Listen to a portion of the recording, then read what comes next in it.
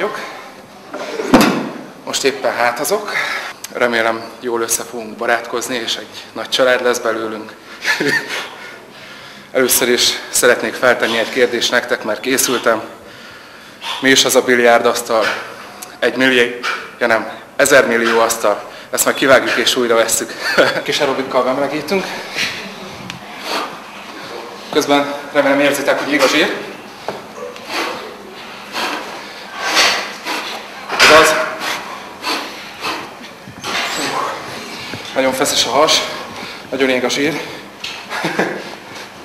Sokat számít, hogy kezdesz hozzá a gyakorlathoz.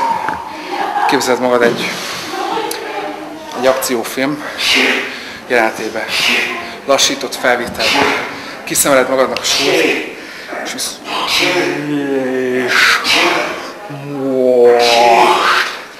kikapcsolom belőle a szúzt. Hatás kedvéért meg is fejelheted. És akkor úgy kell elvileg csinálni. Szokták még, hogy ütögetik a koponyájukat.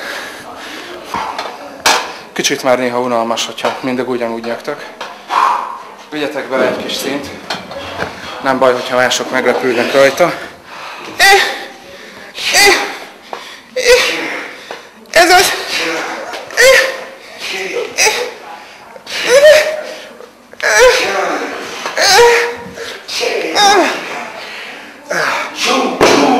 Ez is hatásos tud lenni.